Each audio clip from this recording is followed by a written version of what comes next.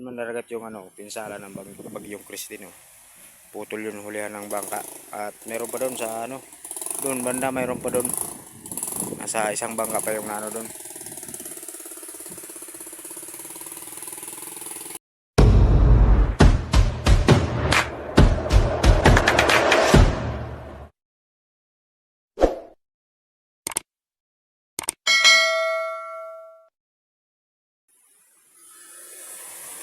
Sobrang lakas mandaragat ng bagyong Christine. Tingnan nyo mandaragat Grabe.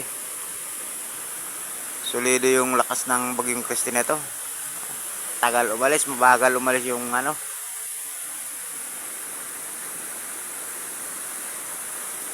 Webes palaw yung nito, landfall. Grabe.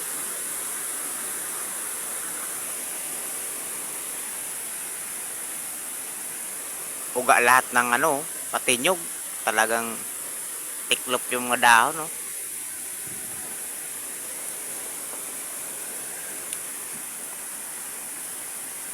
Ayan yung dagat manaragat, sobrang lakas.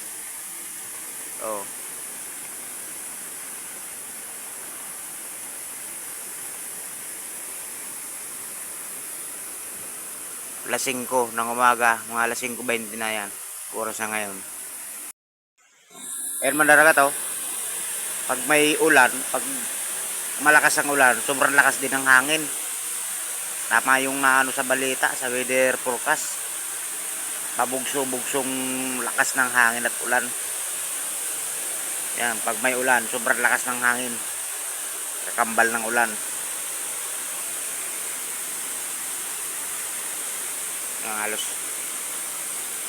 Halos matumba na yung kahoy.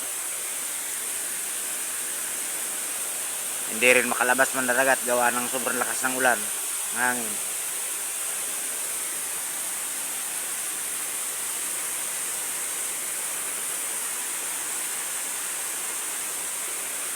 Yung pinsala naman ng bagyong Christine ito. Kawawa yung lugar na mismong paglalanpulan ng bagyo. Hilagang Luzon, yung target. A few moments later. Mandaragat, alas 9. Grabe, lakas ng bagyong Christine.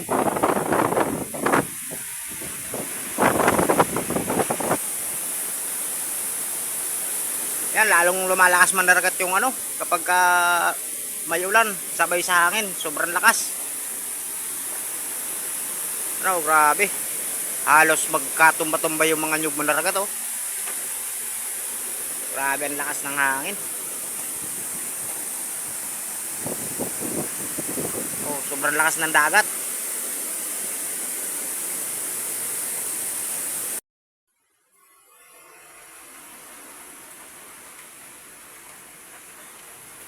Yan mandaragat,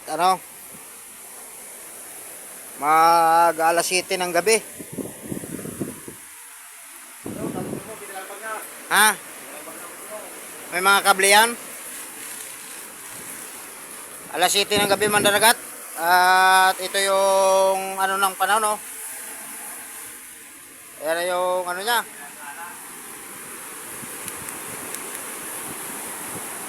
Ayan yung dagat malapit na sa lumalaki yung dagat.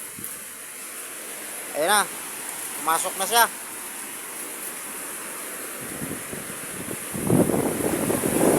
Ayan yung bangka natin mandaragat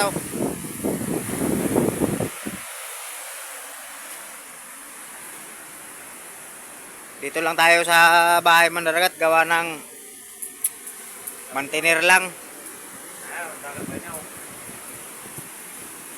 Update ko kayo bukas mandaragat sa lagay ng panahon dito sa amin. Ayan mandaragat, update ko kayo bukas mandaragat kung yung pagbabago ng ating panahon. Kami yung nandito mandaragat sa bahay, gawa ng tinitignan din namin yung mga bangka namin, baka kasi hambalos yung bangka namin yan sa tabi-tabi. Pero may mga yan mandaragat, may mga kable na rin naman yan. At yung yung 3 ibon ko na alagaan dyan, naka-safety na yan.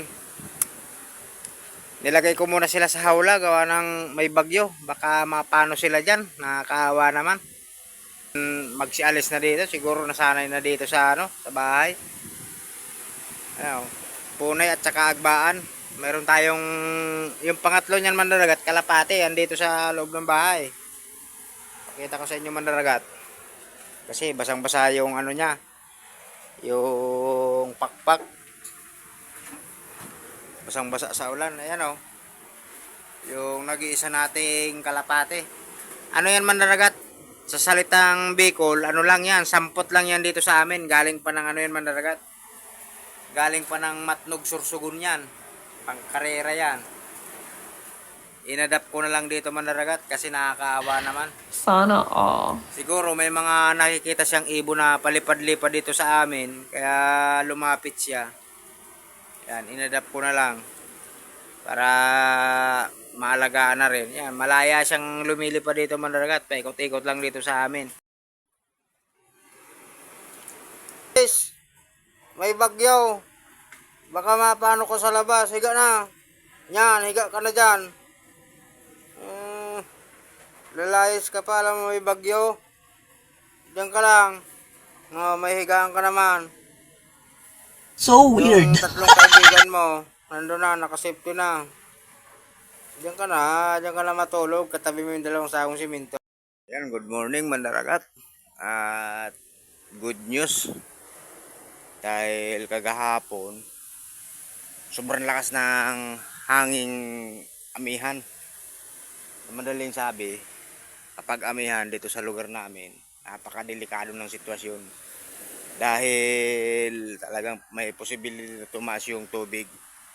Yan, okay na siya mandaragat Ito yung bangka natin, mga nakapugal yung At ang kagandahan nito mandaragat, ang balitang maganda ay habagat na. Yan, kung tawagin dito sa amin ay balos. Ibig sabihin mandaragat, safe na tayo. Safe na tayo dito sa Siroma. Napakagandang umaga nito mandaragat, alas 5:40 ng umaga. Safe na tayo mandaragat, wala nang bagyo. Ibig sabihin ligtas na tayo sa malakas na bagyo dahil naghabagat na. Kita masod dito. Ayo, daang ramog kan, ramog sa halis ulo. Ayan. Lumalik kita pantay-pantay lang sa inuno. Ayan mandaragat. Bagat na siya mandaragat. Malalaki ang bahid, bigot. Daming alimasag nito mandaragat.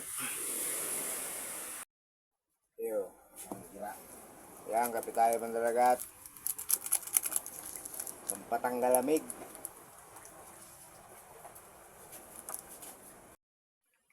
Ayan mandaragat at hanging habagat na mandaragat yung napakalakas. Pero mas okay dito sa lugar namin mandaragat kapag hanging habagat. Balos na yung kung tawagin dito sa amin. Ayan. Ibig sabihin mandaragat, medyo safe na kami sa malakas na bagyo. Ayan, malalaking alon yung bigay ng bagyong Christine mandaragat Yung bigot kung tawagin dito sa amin. Lahat naman ng bangka nandito sa gilid. Mga nakatali lang yan mandaragat para hindi siya ibalagbag. Pakita ko sa inyo mandaragat yung epekto ng bagyong Christine. Tingnan nyo mandaragat grabe, tumba-tumba yung mga nyog, yung papaya. Ayan, halos lahat ng sagingan dito tumba. Nako, daming bungang. Sayang itong papaya na to. Grabe. Tumba-tumba yung mga papaya dito mandaragat, pati yung mga saging. Talagang yan, situmbahan yung mga saging.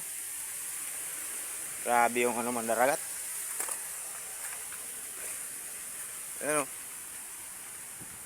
Halos lahat ng saging tumba. Itong sayang mandaragat, dami pa naman bunga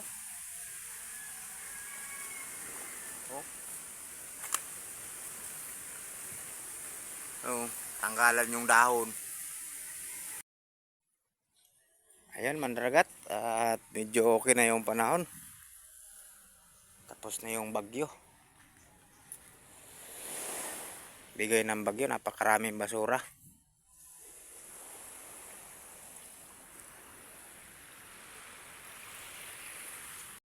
Yan mandaragat yung pinsala ng bagyong Christine.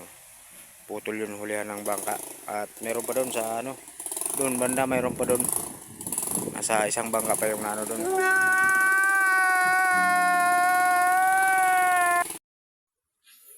Ayan mandaragat nasa taas pa yung mga bangka nila at katatapos lang naman kasi ng bagyo mandaragat. Yan kagahapon tsaka kagabi mandaragat, sobrang yan. Sobrang lakas ng alon dito. Halos yung mga bangka halos paghambalo sa mga pangpang. Mayroon pa doon sa dulo. May sira bangka pa doon mandaragat. Grabe epekto ng bagyong Christine dito sa amin mandaragat. Buti na lang umalis na. Naghabagat na siya.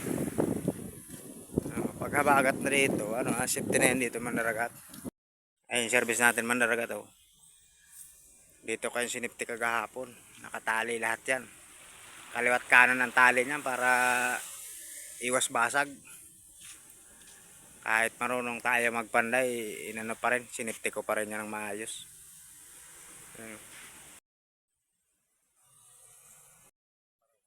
Ayan mandaragat, at okay na yung panahon dito sa amin banda sa may Siroma area, sa Marinisor.